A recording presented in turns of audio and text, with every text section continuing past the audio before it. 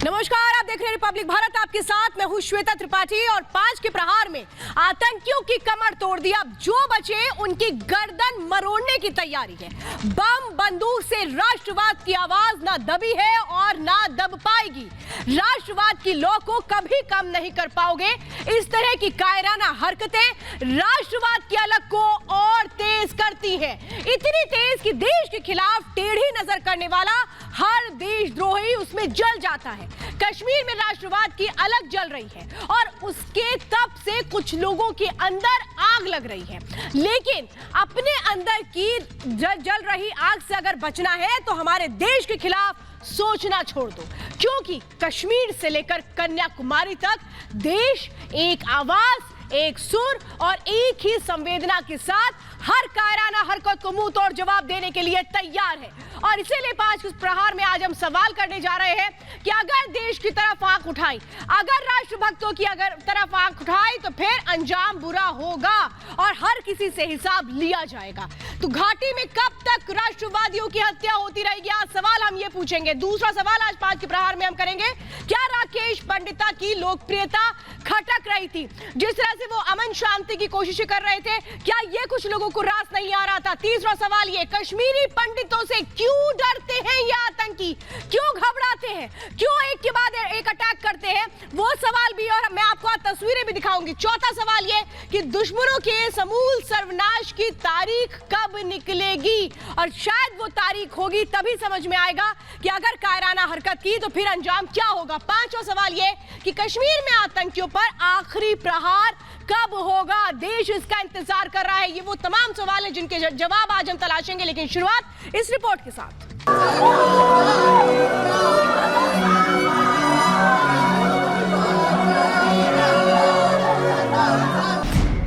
देशभक्तों के हत्यारों का अब पक्का इलाज। कायरों पर बरपेगा कहर, जहन्नुम का डर। ताबूत तैयार, आतंकियों पर आखिरी वार। कश्मीर के दुश्मनों पर सबसे बड़ा प्रहार। कश्मीर घाटी में आतंकी आखिरी सांस गिन रहे हैं। सुरक्षा बलों की नकेल की वजह से जहन्नुम जाने से पहले फड़फड़ा रहे हैं।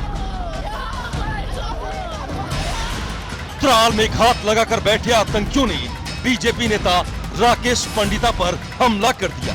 वो अपने दोस्त से मिलने पहुंचे थे। इस हमले में दोस्त की बेटी भी जख्मी हो गई।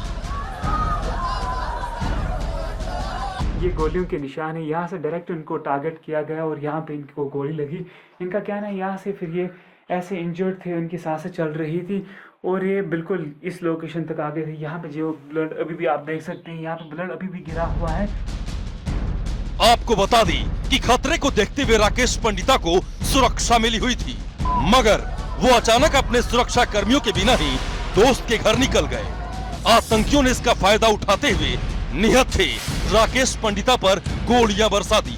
पंडिता का पूरा परिवार गम में डूबा हुआ है।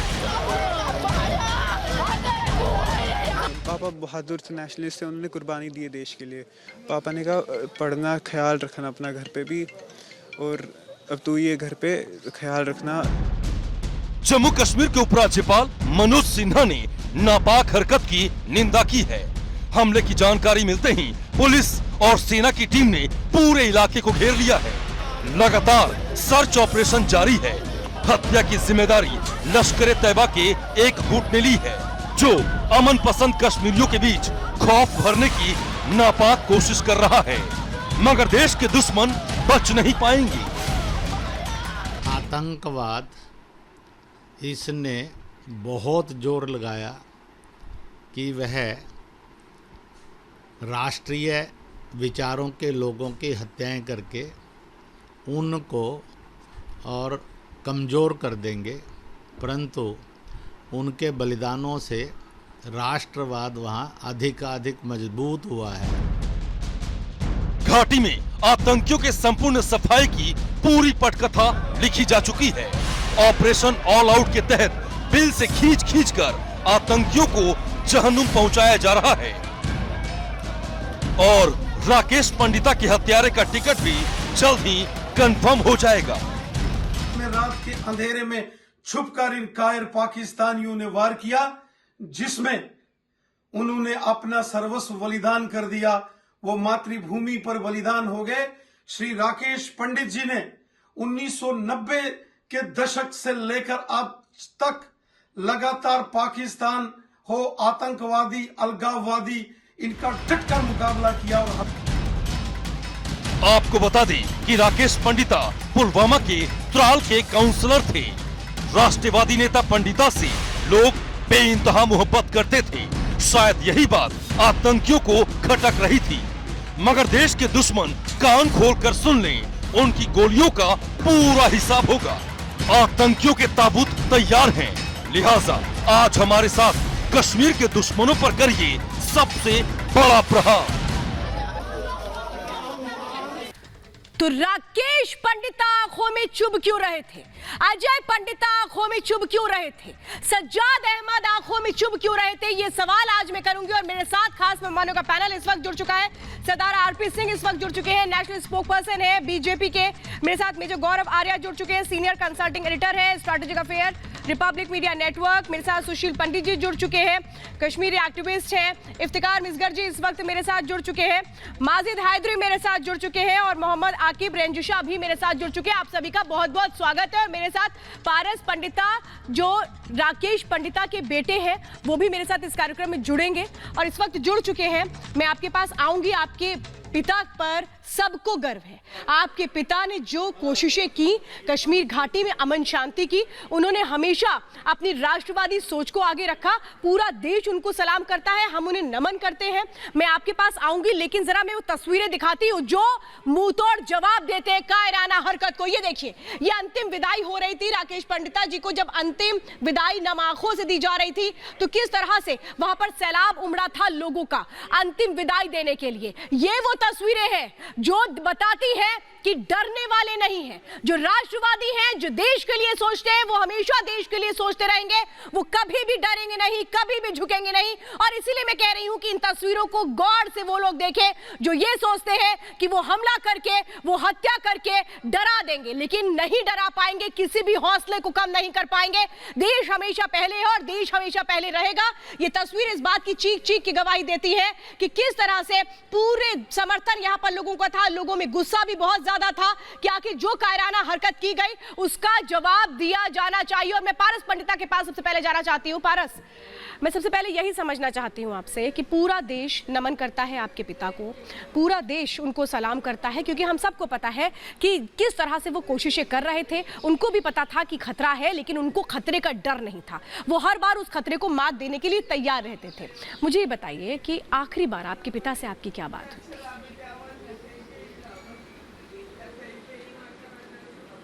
कल रात हुई थी बात, 8:30 से 9 बजे के बीच। क्या कहा था तब उन्होंने?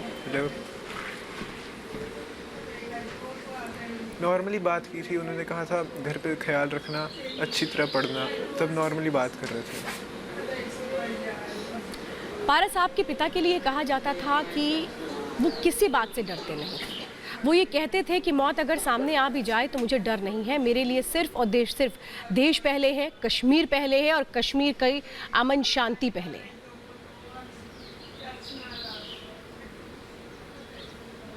जी, मेरे पापा का त्राल जो है बर्थ प्लेस था, तो काफ़ी लगाव था उस जगह से। वो चाहते थे कि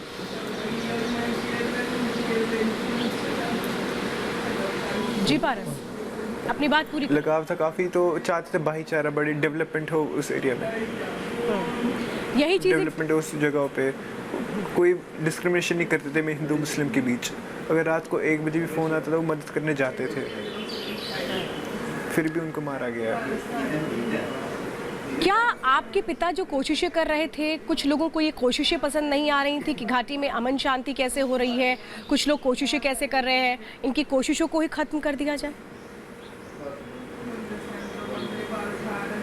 कुछ एलिमेंट्स है वहाँ घाटी में जो चाहते हैं कि डेवलपमेंट ना हो। कुछ जो मेरे पापा जैसे और वो अजय पंडिता, वो उनके लिए आइस हो रहे हैं एक।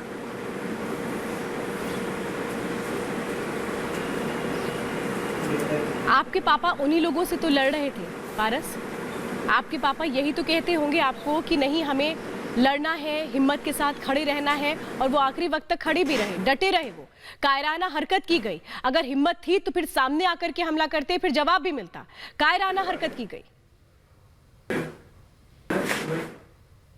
जी 3 मिलिटेंट आए थे उनको मारने, निहत्ते थे मेरे पापा, बुज़दिल है ये मिलिटेंट जो निहत्ते को मारने के लिए 3 आए थे गोलियों के साथ।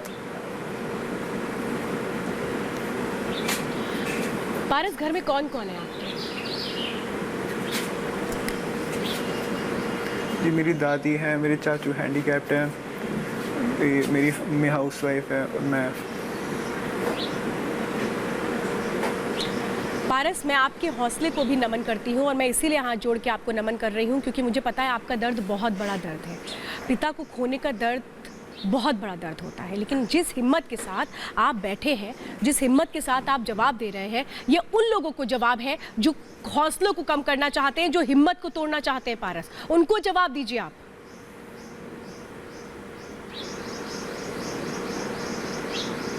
जी उन्होंने जो किया गलत किया, उन्होंने फैमिली उजाड़ी है। मेरे पापा की डेथ सिर्फ उनकी डेथ नहीं है, मेरी पूरी फैमिली की है। वो हमारी फैमिली के बैकबोन थे, सोल ब्रेड अर्नर थे हमारे घर पे। उनकी डेथ की वजह से पूरी फैमिली, वो चाहते थे मैं अच्छी तरह पढूं, जॉब करूं, फैमिली को सपोर्ट दूं। उनके लिए उनकी ड्रीम्स थे मेरे लिए। उनकी डेथ सिर्फ उनकी डेथ नहीं है, मेरी ड्रीम्स की भी डेथ है। पारस, जिस तरह से वो आपके लिए ख्वाब देखते थे कि आप पढ़े, आप आगे बढ़े, नौकरी करें, मुझे लगता है वो कश्मीर के हर युवा के लिए यही सोचते थे कि जो कश्मीरी युवा है वो अपने भविष्य के लिए सोचे, कश्मीर को आगे ले जाने के लिए सोचे, विकास के लिए, और एक दूसरे के साथ मिल करके भाईचारे के साथ आगे बढ़ने की राह की उम्मीद वो भी करते रहे होंगे। जी मुझे लगता है ऐसा, क्योंकि काफ़ी उन्होंने वहाँ डेवलपमेंट भी की, स्कूल्स में टॉयलेट्स लगाए थे। मुझे जब यहाँ आते थे वो कहते थे ये सब मैंने वो किया, यहाँ पर डस्टबिन्स लगवाए, काफ़ी बोलते थे। क्या उनको कोई धमकियाँ मिल रही थी पारस, अगर वो कुछ आप लोगों से कभी बताते रहे हो? जी मुझे धमकियों के बारे में उन्होंने कभी नहीं बताया। पारस, आप मेरे साथ बने रहिए, और मेरे साथ इस वक्त गेस्ट पैनल भी है, मैं आपके पास फिर से आऊंगी, और मैं चाहूंगी माजिद हैदरी आपके साथ जरा आज मैं शुरुआत कर लेती हूँ। माजिद हैदरी जी और आरपी सिंह जी आपके साथ आज मैं शुरुआत कर लेती हूँ। माजिद हैदरी और सुशील पंडित जी आपके साथ शुरुआत करती हूँ। सुशील पंडित जी, पारस वो आवाज है जो ये बता रहा है कि उसका दर्द वो दर्द है जिसकी भरपाई किसी सूरत में नहीं हो सकती, लेकिन ना वो डरेंगे, ना वो रुकेंगे, चाहे कितनी भी कोशिशें कर ली जाए, क्योंकि कोशिशें यही है इस कायराना हरकत के जरिए कि आवाज बंद हो जाए, राष्ट्रभक्ति की जो अलग है वो शांत हो जाए, लेकिन ये अलग हमेशा जलती रहेगी, क्योंकि पारस जैसे नौजवान बैठे हैं जो बता रहे हैं कि हम रुकने वाले नहीं हैं।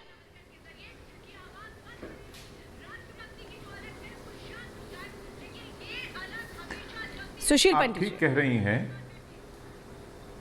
आज जी राकेश, ये आखिरी उदाहरण नहीं है, ये सबसे नया उदाहरण है उस 31 साल पुराने खूंरेजी का, कत्लो-गारत का, खून खराबे का, जो चली आ रही है 31 सालों से, जिसके चलते हुए पूरी की पूरी घाटी बिंदुवहीन हो गई। लेकिन अजय पंडिता जैसे लोग, राकेश पंडिता जैसे लोग, जो पूरे परिवार को जम्मू में छोड़ करके फिर वापस घाटी लौटे सेवा करने के लिए, जो अपना गांव, अपना घर छोड़ करके श्रीनगर के सुरक्षित मकान में रहते हुए वापस आते थे त्राल, अपनी म्युनिसिपैलिटी, अपने वार्ड को सर्व करने, लेकिन इनकी इस हालत का कौन जिम्मेदार है? और वो जिम्मेदारी उसी की है जिसने के पूरे जम्मू कश्मीर को नहीं, भारत को आतंकवाद के इस घिनौने संघर्ष में सुरक्षा की आखिरी पंक्ति पर लाकर खड़ा कर दिया है। अगर हमारे सुरक्षा कर्मी, हमारी army last line of defence है, तो वो आज हमारी ओनली लाइन ऑफ डिफेंस बच गई है। उसका कारण यह है कि हमने बाकी पूरी की पूरी व्यवस्था वैसी ही रहने दी है, चाहे वो मदरसे हो, चाहे वो उन मस्जिदों से खुतबे आते हो, चाहे वो ब्यूरोक्रेसी हो, एकेडमिया हो, मीडिया हो। वो सभी के सभी व्यवस्था ये अब आप कृपया करके टेररिस्ट मुझे को, भी मौका दीजिए। आतंकवादियों को, जिहादियों को पैदा करने और पनपाने में लगती है। और वो पैदा हुए हुए जिहादी जब बंदूक उठाते हैं तब उनका सामना हमारी आर्मी से, हमारे सुरक्षा बलों से होता है। तब तक वो बीज से लेकर के बरगद बन जाते हैं, लेकिन उनके ऊपर कोई काम नहीं किया जाता, उनके ऊपर कोई। मैडम आप मुझे भी बात करने का मौका दीजिए। माजिद हैदरी जी, आपको इतनी बेचैनी क्यों होती पूरा है? का पूरा हाँ बिल्कुल। देखिए मैडम, मुझे कोई बेचैनी नहीं, मैंने आपसे कहा मैं आज इस मंच पे किसी से लड़ने नहीं आया हूँ। एक यतीम बच्चा इस मंच पे आज कृपया करके आप यहाँ फसाद ना कीजिए। आज मैं किसी से इस मंच पे नहीं लड़ूंगा। आप मुझे गालियाँ दीजिए, आप मुझे मारिए, जूते मारिए, मैं किसी नहीं लड़ूंगा इस मंच पे आज। मुझे गुस्सा मत दिलाइए। सुशील जी अपनी बात देखिए मैं लड़ने नहीं आया हूँ मैडम, मेरा कश्मीरी भाई मरा है। कश्मीरी पंडितों का मैं इस हत्या की निंदा करता हूँ, आप कभी नहीं समझ सकते। मैं उन हत्याओं की भी निंदा करता हूँ जो ऑक्सीजन की वजह से दिल्ली में हुई, क्या बोलना चाहते हैं? जो यूपी में हत्याएं हुई, जो गंगा में बहाई गई, जो गंगा में दफनाए गए मेरे हिंदू भाई, उसकी भी निंदा करता हूँ। चलिए आइए। मैं हर एक की नहीं, क्यों कश्मीर की बात, अरे यूपी की बात करो। मेरे हिंदू भाइयों का धर्म किया वहाँ की सरकार ने, चोरी छुपे दफना दिया उन्हें, पिता के लिए लकड़ी नहीं दी। छोड़िए, आप छोड़िए, की खातिर आप नहीं बोल सकते। आपके अंदर हिम्मत नहीं है, आपके अंदर हिम्मत नहीं है, आप डरपोक हैं, आप डरपोक हैं, आपके अंदर माजिद हैदरी हिम्मत नहीं है। लकड़ी की खातिर मर रहा है। मैं आपसे से बात नहीं करना चाहती। अरे भाई इनको कोई समझा दे। मैं चाहती हूँ माजिद हैदरी का वॉल्यूम कम करिए, मैं जरा डिबेट का पॉइंट इनको बता देती हूँ और फिर उसके बाद शायद इनको समझ में आ जाएगा। माजिद हैदरी, भूल चुके हैं आप, बात हम कश्मीर की कर रहे हैं, बात हम देश की कर रहे हैं, बात हम कर रहे हैं हर उस कोशिश की जो अमन शांति की तरफ जाती है, हर उस आवाज की जो ये चाहती है कि जो भटके हुए युवक है कश्मीर में वो राह पर आ जाएं। और जब ये कोशिशें होती हैं तो कैसे कायराना हरकत होती है राकेश पंडित जी के साथ, वो हमने आपने सबने देखा है। फिर भी आपको शर्म नहीं आती है कि आज आप इस बात से नहीं शुरू करते हैं? पारस हमारे साथ बैठे हैं जो बता रहे हैं अपने पिता की पूरी कहानी को। माजिद हैदरी, फिर भी आपको शर्म नहीं आती है जो आप कहते हैं कि आज 2 मिनट उस बच्चे के लिए दे देते? क्या बात आप करते हैं? जरा मैं बताती हूँ भटके युवक किस तरीके से और भटक रहे हैं और उसकी देन कौन है? उसकी देन आप जैसे लोग हैं। माजिद हैदरी, बहुत बुरा लग रहा होगा, मुझे इस बात से कोई मतलब नहीं है और लगे बुरा और बुरा लगना चाहिए। जरा दिखाइए ग्राफिक्स में।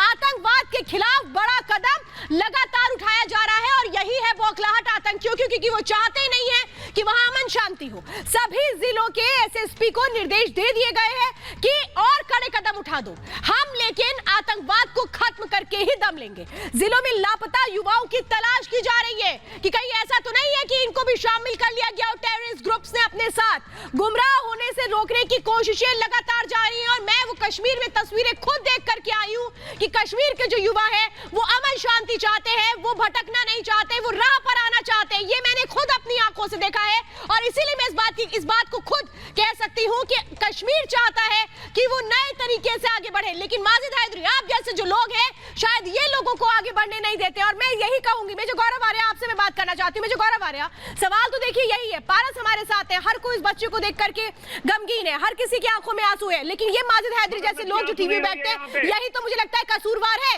भटकाने में, बरगलाने में और बहलाने में।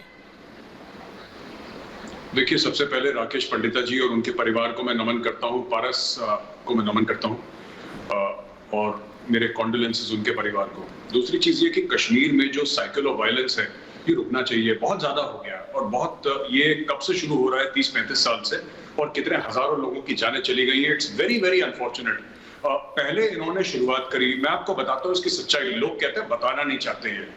पहले इन्होंने बोला कि हिंदुओं को मारो, फिर उसके बाद कई मुसलमान खड़े हो गए कि नहीं हमारे हिंदू भाई हैं, इनको कुछ मत करो, तो उन मुसलमानों को मारा इन लोगों ने जो आतंकवादी थे। तो इन्होंने हिंदुओं को भी मारा, इन्होंने मुसलमानों को भी मारा, जो देश के लिए आवाज उठाई उसको मारा, जिसने कश्मीरियत के लिए आवाज उठाई उसको मारा, और ये मारते चले गए, ये मारते चले गए, काटते चले गए लोगों को, और आज तक वही कर रहे हैं। जो सुशील पंडित जी कह रहे हैं ना बात, सुशील पंडित जी गलत बात नहीं कह रहे, he is not saying anything wrong, वो बिल्कुल सही बात कह रहे हैं। ये जो बीज है जो बरगद बन जाता है ना, not only deradicalisation but also counter radicalisation. वहां से सिखाया क्या जा रहा है मस्जिदों से, वहां से बात क्या होती है, ये जमातुल इस्लामी के जितने भी वहां पे मदरसे, वहां पे क्या सिखाया जाता है। मैं अनंतनाग के आगे एक छोटा सा गांव है, अनंतनाग में ही एक छोटा सा गांव है, आगे जाते वक्त वहां पे मैं एक छोटी बच्ची से मिला था, मैंने इसके बारे में लिखा भी था अपने ब्लॉग में।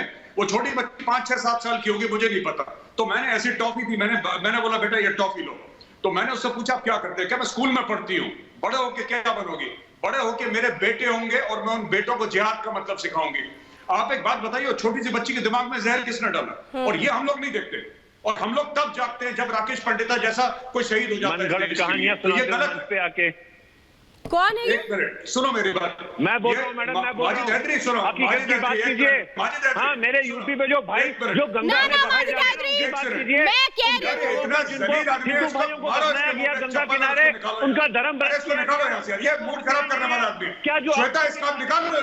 ये सुनो, ये इसको निकाल दो यहाँ से। सुनो एक मिनट, इसको यहाँ पे हम किस चीज के लिए आए हैं? इस जलील आदमी को अभी तक ये समझ में नहीं आया कि हम लोग क्यों आए हैं यहाँ पे। कुछ तो शर्म करो, अपने घर जाके अपनी शक्ल नहीं दिखानी होती तुम्हें? माजिद, तुम्हारे घर वाले नहीं पूछते कि क्या जलील पैदा करा है तुम्हारी तरह? तुम्हें बिल्कुल शर्म नहीं है? तुम इंसान हो, इंसान के बच्चे हो क्या? आपको पहले बात करने की तमीज नहीं है। आपसे इंसान आप करके बात करते हैं, आप तुम करके अपने आप को जलील करते हो और अपने आप को लखनऊ का कहते हो। तमीज नाम का तो आप में कोई है नहीं, एलिमेंट नहीं है तमीज की। बात करने का तरीका नहीं है। लखनऊ क्या? तुम्हें तो पर्दी चाहिए, मुंह पे चप्पल। बेवकूफ का बच्चा, इसको निकालो यहाँ से। अरे आप मैं आपके पास आ रही हूँ।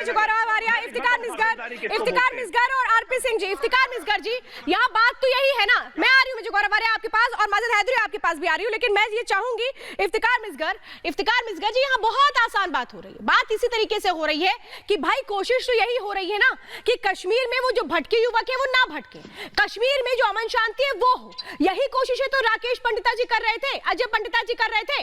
क्या चुप रहे थे ये लोग? क्यों चुप रहे थे? अगर ये राष्ट्रवाद की बात कर रहे थे तो क्यों चुप रहे थे?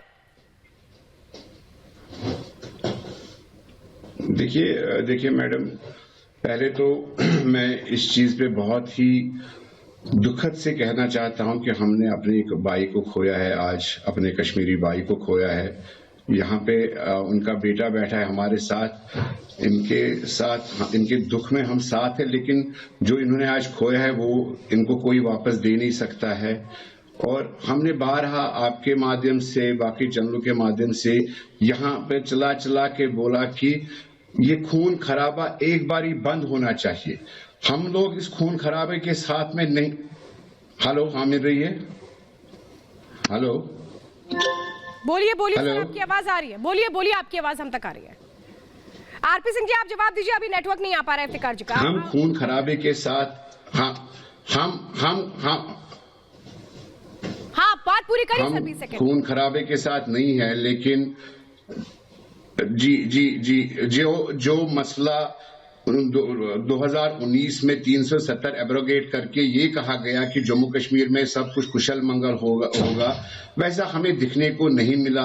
कहीं ना कहीं इंटरसेप्ट करने की जरूरत है कि सरकार के फेलियर्स कहां पे है। आपको नहीं दिखता है, बाकी सबको दिखता है। और मैं ये बात नहीं कर रही हूँ आज, मैं बहुत क्लियर बात कर रही हूँ। अभी आपने कहा कि खून खराबा हम भी नहीं चाहते, लेकिन सर सुनिए, अमन शांति में और इस तरह की किसी बात में लेकिन शब्द नहीं होता है। पहले तो मैं आपको ये बहुत क्लियर कर देती हूँ, अगर आप राष्ट्रवादी हैं तो राष्ट्रवादी हैं, फिर उसमें इफ और बट नहीं हो रहा है। हमारे कश्मीर नहीं, हमारे पहले आप डिसाइड कर लीजिए कि आप राष्ट्रवादी हैं कि नहीं। क्यों हो रहा है? आपका कश्मीर नहीं है, पूरे देश का कश्मीर है, ठीक है? आप मुझे मैं यही तो बात पूछ रही हूँ, कौन कर रहा है ये? मैं यही तो पूछ रही हूँ आरपी सिंह जी, मैं यही तो पूछ रही हूँ, कौन कर रहा है ये सब? कौन भटका रहा है वहाँ के युवाओं को? कौन उन आतंकियों को संरक्षण दे रहा है? मैं यही तो पूछ रही हूँ। मैं शतब्द हूँ दो लोगों के बयान सुनकर। एक तो जोड़ रहे हैं इसको यूपी के साथ, एक जोड़ रहे हैं 370 के साथ। सुशील पंडित यहाँ बैठे बता देंगे 1979 से हो रहा है ना ये तो लगातार, और निरंतर हो रहा है। आपने कश्मीरी पंडित पंजाब कश्मीर से भगाए, माइक्स पे अनाउंसमेंट कर भगाए, एक पक्ष हुआ।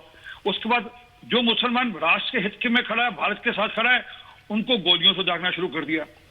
जो कश्मीरी भारत के साथ खड़ा है, जो तिरंगे के साथ खड़ा है, उनको गोलियों से दागना शुरू कर दिया। तो सूची है मेरे कार्यकर्ताओं की, पिछले एक साल में 10 कार्यकर्ता मेरे ऐसे हैं जिनकी हत्या की गई है। वसीम बारी मारे गए, उमर शेख मारे गए, शहीद हुए, वसीर शेख शहीद हुए, आरिफ अहमद शहीद हुए, अब्दुल हामिद शहीद हुए, हिफदा हुसैन शहीद हुए, उमर राशिद शहीद हुए। मतलब ऐसी एक सूची है मेरे पास। अब ये जो जिहाद है ना, ये जिहाद इस बात का नहीं है कि इनको ये तो मुस्लिम डोमिनेटेड स्टेट है, पर यह जिहाद इस बात का कि हमने इनको मुस्लिम डोमिनेटेड स्टेट नहीं रखना। सिर्फ हमने यहाँ पर निजाम मुस्तफा चलाना है। नहीं आरपी सिंह जी, अगर मैं कहूँ कि हिंदू मुस्लिम की बात को अलग करके हम सिर्फ राष्ट्रवाद की बात करें, देखिए सीधी सी बात है, हमारा मकसद यही है सर, सीधा हमारा यही मकसद है। मैं दिखाती हूँ जरा 5 सालों में वो तस्वीर। आरपी जी आ रही हूँ, आरपी सिंह जी मैं दिखा रही हूँ आपको। एक और बात मैं बताती हूँ कि क्या इनकी परेशानियां हैं। ये आतंकी जो है इतने बौखलाए क्यों हुए, जो 5 सालों का जो आंकड़ा है वो मैं आपको बताती हूँ। जब ये जहन्नुम जाने लगे, टिकट टू जहन्नुम होने लगा, तो फिर क्या कुछ करने लगे वो हमने देखा कि कैसे राकेश पंडिता जी को इन्होंने हत्या कर दी, अजय पंडिता की इन्होंने हत्या कर दी। वो क्यों की गई थी? क्योंकि डर रहे थे। ये देखिए मैं आंकड़े दिखा रही हूँ। घाटी में ऑपरेशन जहन्नुम जब शुरू हुआ 2020 में 225 आतंकियों को ढेर किया गया। ये वो आतंकी जो कोशिश कर रहे थे नापाक मंसूबों को आगे बढ़ाने की, लेकिन हर एक नापाक मंसूबों को जवाब दिया गया। 2019 157 आतंकियों को ढेर किया गया। हर एक साल हम देख रहे हैं कैसे ये ऑपरेशन जहन्नुम आगे बढ़ रहा है। 2018 257 आतंकियों को जहन्नुम पहुंचा दिया गया। यानी 2020 से हमने आपको दिखाया 2017 यानी चौथे साल में समझिए 213 आतंकी जहन्नुम पहुंच चुके हैं। इसके बाद 2016 में 150 आतंकी जहन्नुम जा चुके हैं। और यही तो इनकी प्रॉब्लम है, इनको यही तो खटक रहा है कि करें क्या, क्योंकि अब तो इनकी जमीन खिसक चुकी है, इनके पास कुछ नहीं बचा है। जो अब कश्मीर में इनका रहना नामुमकिन है और इसीलिए तो ये लोग परेशान है। रंजुशा जी मैं आपसे जरा समझना चाहती हूं कि वो आवाजें जो राष्ट्रहित में उठती हैं, वो आवाजें जो देश हित में उठती हैं, वो आवाजें जो कश्मीर हित में उठती हैं, क्या वो खराब है? रंजुशा जी क्या वो नहीं होना चाहिए? देखिए मैडम, सबसे पहले मेरे पास अल्फाज नहीं है। मैं राकेश पंडित साहब जो हमारे एक भाई थे, उनके इस कत्ल का कैसे कंडेम करूं मैं। उसके बाद पारस हमारे छोटे भाई कश्मीरी भाई बैठे हैं, मैं समझ सकता हूं उनका दर्द, लेकिन यहाँ से हम उनके दर्द में शामिल है, हर एक कश्मीरी उनके दर्द में शामिल है। उसके बाद देखो राकेश जी वो बंदे थे जिन्होंने हिंदुस्तान की जो डेमोक्रेसी की है उसकी पासदारी 2018 में की। हम लोगों ने डेमोक्रेसी की पासदारी की, तब कोई था नहीं, हमने इलेक्शन लड़े। लेकिन क्या हुआ देखो, अगर आप देखोगे गवर्नमेंट की पॉलिसीज है वो अभी भी महबूबा उमर उनके जो रिश्तेदार है उनको सिक्योर करने में लगे, ना कि उन लोगों के जो ग्राउंड लेवल पे वर्क काम करते हैं। मेरा क्वेश्चन नहीं है, अगर देखो मैं यहाँ लड़ाई करने आज आया नहीं हूँ, मेरी सबसे अपील है आप लड़ाई ना करो, क्योंकि यहाँ पारस बैठा है, वो क्या समझेगा? क्या हम एक मौत पे भी सियासत करेंगे, दिल्ली को उस पर भी खुश करेंगे? इस पे एक प्रॉपर डिस्कशन, एक प्रॉपर डिबेट होना चाहिए। लेकिन जो गवर्नमेंट की स्टेप्स है, rather than securing the people जो ग्राउंड पे काम करते हैं, राकेश जी, शहीद राकेश जी जैसे लोग, बाकी जो इलेक्टेड रिप्रेजेंटेटिव्स काम करते हैं, उसके बावजूद रंजुशा जी मुझे ये बात तो ठीक लगी। आज मेजर गौरव आर्या से को लेना चाहती हूँ इस वक्त शो में। मेजर गौरव आर्या देखिए, एक बात तो बहुत क्लियर है कि रंजुशा ने कम से कम चलिए आज माना तो कि आज हम नहीं लड़ेंगे, आज हम सोचेंगे, आज हम बात करेंगे। बात सही है कि आज वो दिन नहीं है, आज हमें ये सोचने के लिए जरूरत है कि कैसे कायराना हरकत को मुंह तोड़ जवाब दिया जाए। लेकिन सर सवाल तो ये है कि ये पक्ष वाली जो आवाजें हैं इनको कैसे चुप करा दिया जाए, जो कश्मीर में युवाओं को भटकाते हैं, जो इनको करके अपने साथ जाते हैं ताकि अमन शांति ना हो। मैं आपके पास आऊंगी, लेकिन जरा मैं दिखाती हूं कि कैसे कैसे अटैक हुआ है नेताओं पर, किस तरीके से कायराना हरकत की गई है। एक नहीं, दो नहीं, कई वो नाम है जिनको दबाने की कोशिश सिर्फ इसलिए की गई क्योंकि ये सोचते थे कि राष्ट्रवादी सोच को कश्मीर में लागू किया जाए। देखिए मैं दिखाती हूं, जून 2021 को हमने कल देखा कि बीजेपी काउंसलर राकेश पंडिता की हत्या कर दी गई, 3 आतंकियों ने हत्या कर दी। इसी तरह 29 अक्टूबर 2020 यानी पिछले साल कुलगाम में बीजेपी के 3 नेताओं को मौत के घाट उतार दिया गया था। 23 सितंबर 2020 को बडगाम में बीडीसी चेयरमैन भूपिंदर सिंह को मौत के घाट उतार दिया गया था। 6 अगस्त 2020 को काजीकुंडा में बीजेपी सरपंच सज्जाद अहमद की गोली मार करके हत्या कर दी गई थी। और इसी तरीके से 8 जुलाई 2020 को बांदीपोरा में बीजेपी नेता शेख वसीम बारी के भाई और पिता की गोली मार करके हत्या कर दी गई थी। इतनी मौतों के लिए जिम्मेदार किसको ठहराया जाए? 8 जून 2020 को अनंतनाग में सरपंच अजय पंडिता की गोली मार करके हत्या कर दी गई थी। यानी आप ये समझिए कि एक के बाद एक ये जो सिलसिला है ये चल रहा था, लेकिन इसके लिए जिम्मेदार किसको ठहराया जाए? मैं मेजर गौरव आर्या यही तो बात पूछ रही हूँ कि आज यहाँ पर लोग ये कह रहे हैं कि नहीं ठीक है, बहुत जरूरत है कदम उठाने की, लेकिन सर सवाल तो इस बात का भी है ना, कश्मीरियों को सोचना चाहिए, रंजुशा जैसे लोगों को, या फिर हम ये कहें माजिद हैदरी जैसे लोगों को, माजिद तो लड़ने लगे कि आप क्या करेंगे, कैसे इन हत्याओं को रोका जाए, कैसे लोगों को बताया जाए कि नहीं टेररिस्ट के साथ हमें नहीं रहना है, अगर वो भटका रहे हैं तो हमें नहीं जाना है। देखिए 2 बातें इसमें, कई लोग इसमें, मैं कह रहा हूं vast majority of Kashmiris are victims. हमें ये बात समझनी पड़ेगी, मैं जाता रहता हूं कश्मीर, और वहां पे कुछ ऐसे हालात हैं कि आप कश्मीर को दिल्ली या राजस्थान से कंपेयर नहीं कर सकते। मैं अक्सर ये कहता हूँ श्वेता, और मुझे 30 सेकंड दीजिएगा, हम लोग कहते हैं कश्मीरी ऐसे जोर से रिएक्ट क्यों करते हैं? जो बच्चा पैदा होता है उसने पैदा होता ही बम फटने का देखा है या कॉर्डन सर्च देखा है, वो बच्चा नॉर्मली रिएक्ट नहीं करेगा, उसका माहौल ऐसा बन गया है, तो उस बच्चे की गलती नहीं है, पहली चीज। दूसरी बात मैं कहना चाहता हूं कि जो रंजूशा जी ने बोला ना, काफी हद तक उनकी बात ठीक थी, I agree with him, and पहली बार मैं डिबेट पे उनके साथ अग्री कर रहा हूं। देखिए ये जो चीजें हैं ना, ये हमें एक बेसिक स्ट्रक्चर से हमें चलना है। ये जो महबूबा है या फिर ये उमर है, इन लोगों ने इतना जहर घोल दिया कश्मीर में अपनी सियासत के चलते कि जो ग्राउंड लेवल के वर्कर है वो कभी ऊपर नहीं आ पाए, जो ग्राउंड लेवल के और नेता है जिन्होंने चुनाव लड़ा था वो नहीं आ पाए। आखिरी चीज मैं बार बार कह रहा हूं कि जो deradicalisation, counter radicalisation, right, जो सुशील पंडित जी ने बोला था, सुशील भाई ने जो बात बोली थी, ये बीज बरगद बन जाता है तब हम एक्शन लेते हैं, ये सबसे बुरी बात है। बोलिए माजिद हैदरी, बोलिए क्या करेंगे इस बीज को खत्म करने के लिए, बताइए। मैंने आपको पहले ही कहा, आज हम इस मंच पे लड़ना नहीं चाहते। मेरी एक विनती होगी आरपी सिंह जी से। अब आप उत्तर प्रदेश को मत लाइएगा, मैं कुछ नहीं कहूंगी आपसे। रिक्वेस्ट है। नहीं, मैं भी आपसे रिक्वेस्ट कर रही हूं, अपील करना चाहता हूं, मैं भी आपसे अपील कर रही हूं। चलिए मांगिए सर, मैं आपसे अपील करती हूं, नहीं बचा पाई, बच्चे से माफी मांगिए, आप आज माफी मांगिए इस बच्चे से। आरपी सिंह जी, ये जलील आदमी है, ये बुरा आदमी है, ये फिर ये वही बकवास कर रहा है यहाँ पे। एक छोटे से बच्चे को सामने देख के अपनी सियासत चमका सकता है। तुम जलील इंसान हो यार माजिद, तुम बुरे आदमी हो। पता नहीं तुम्हारे माँ बाप को क्या लगता होगा तुम्हें पैदा करके, कितने जलील किस्म के आदमी हो।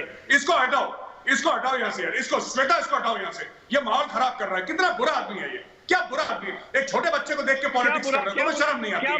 क्या सैबोटाज कर रहे हो? बीजेपी की टिकट चाहिए, बीजेपी की टिकट के सैबोटाज कर रहे हो डिबेट को। यार एक बात बताओ यार, इसके बाद की हत्या का सरकार माफी मांगे, क्यों मर मेरा भाई भतीजा यतीम हुआ है? माजिद सुनो एक मिनट, श्वेता भाई क्यों अलाउ कर रही है? बचा सकते हैं आप क्यों अलाउ कर रही है? माजिद हैदरी, आप इसको क्यों अलाउ कर रही है? क्या हो रहा है? एक मिनट माजिद हैदरी, मुझे थोड़ा सा लगा था कि चलो आपकी बात सुन लेते हैं, लेकिन मुझे लगता नहीं है कि आपकी बातों में कोई दम है। ठीक है, आप पहले उत्तर प्रदेश से बाहर आ जाइए और अपने, अभी आप शायद कश्मीर में बैठे हैं, उत्तर प्रदेश में नहीं गए, ठीक है? आपको शायद अपने विषय के बारे में पता नहीं है, आपको कश्मीर की चिंता नहीं है। मैं जरा सुशील जी को ले लेती हूँ डिबेट में। सुशील पंडित जी, आपका दर्द बहुत बड़ा दर्द है, क्योंकि हम जानते हैं कश्मीरी पंडितों के साथ क्या हुआ था, लेकिन हालात बदले, इसी की तो कोशिशें हो रही है। लेकिन आपको लगता है माजिद हैदरी जैसे लोग बैठे हुए हैं, ये करने देंगे कभी कुछ?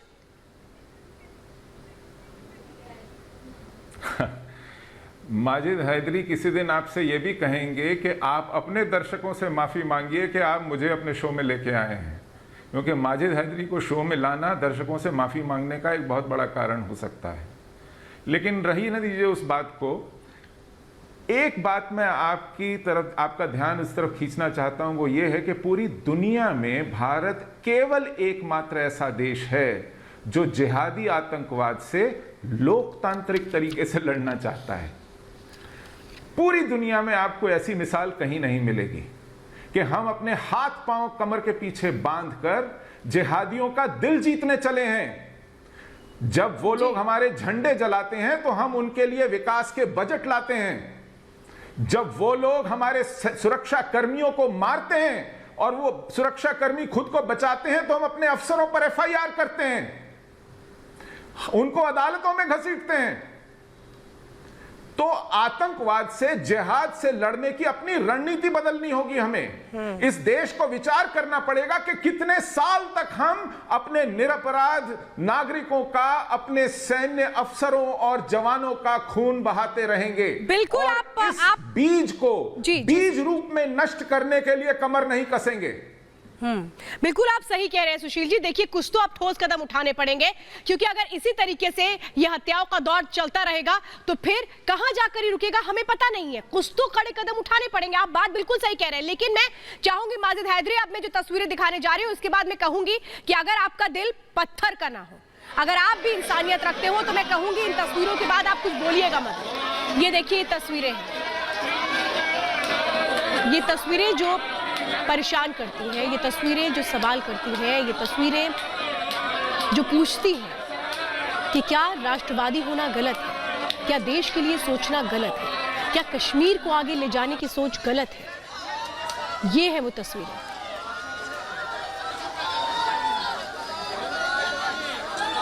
माजिद हैदरी, देखिए मैडम, मैं आपको इस मंच पे सबों को बता दूं कि बीजेपी के जनरल सेक्रेटरी अशोक कौल जी ने कहा है ये सिक्योरिटी लैब्स की वजह से हत्या हुई हमारे कश्मीरी भाई की। तो आरपी सिंह जी माफी मांगे। ये मैं नहीं कह रहा सिक्योरिटी लैब्स है तो क्या आतंकवादी घुसाएंगे? आरपी सिंह जी, इनको कुछ नहीं पता। मैं कहती हूँ आप मेरे पास वक्त कम है। आरपी सिंह जी, आप जवाब दीजिए। आपने एक बार भी कहा मैं उन आतंकवादियों के खिलाफ बोलूं, एक शब्द भी आपने आतंकवादियों के खिलाफ बोला? सिंह जी, मैंने पहले ही कहा मैं इस मंच पे किसी से लड़ने नहीं आया हूँ। ये शोक सभा है। मैंने पहले कहा ये मेरा भतीजा है जो ये यतीम बैठा है। पकड़ लीजिए, ये जो ओवरग्राउंड वर्कर बनकर आप घूमते हो ना आतंकवादियों के लिए, ये बंद कर दीजिए।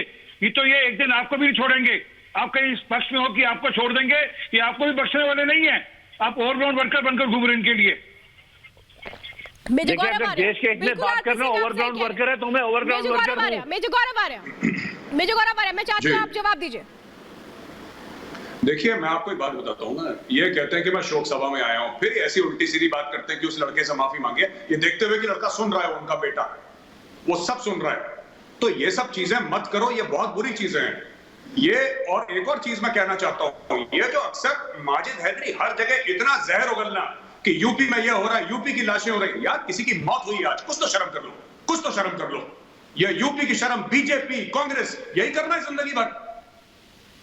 बीजेपी कांग्रेस इसके आगे कुछ है कि नहीं है जिंदगी में तुम्हारी की नहीं? बस यही है बीजेपी कांग्रेस। ये इसको ना आप मुझे बताइए, राकेश पंडिता के पास 2 पीएसओ थे, क्या 2 पीएसओ से 3 मिनट इनसे बचा सकते थे? आप फोन में रहे, जवाब दीजिए। एक मिनट जवाब दीजिए, सीधे सवाल है। मैं आपको बताता हूँ, सुनिए एक मिनट मैं सवाल। ओए गधे, बार बार मत बोला कर एक सवाल, मुझे सुनाई दे रहा है। बेवकूफ आदमी, मुंह बंद करो इसका, इसको कुछ आता नहीं। एक तो श्वेता, ऐसे लोगों को तुम लाया मत करो डिबेट में। ये पता नहीं कहां से जाहिल के बच्चों को उठा के ले आते हो और फिर मुझसे कहते हैं लखनऊ। मेजर गौरव आर्य, अगर इनको नहीं बुलाएंगे, मेजर गौरव आर्य, मेरे पास वक्त कम है। मैं सभी मेहमानों से कहूंगी मेरे पास वक्त कम है और मैं माफी चाहूंगी। बहुत बहुत धन्यवाद आप जुड़े। लेकिन माजिद हैदरी, ये समझ लीजिएगा, जहरीले बोल जो बोल रहे हैं ना, एक दिन आप ही के लिए भारी ना पड़ जाए, क्योंकि जो बोएंगे वही काटेंगे, ये हमेशा याद रखिएगा। इसलिए मैं कह रही हूँ, आज आपने अच्छा नहीं किया है। आज आपने अच्छा नहीं किया क्योंकि हम लगातार ये बात कह रहे हैं कि ये हत्याएं रुकनी चाहिए और कैसे उन लोगों को सबक सिखाया जाएगा, और सबक हम सिखा के रहते रहेंगे, चाहे कोई कुछ भी कर ले। राष्ट्रवाद हमारे लिए जरूरी है, रहा है और हमेशा रहेगा। डरने वाले नहीं है, हर दिन सबक सिखाया जाएगा। आतंकियों को जहन्नुम पहुंचा कर ही हम दम लेंगे। फिलहाल आज के लिए मेरे साथ जुड़ने के लिए बहुत बहुत धन्यवाद।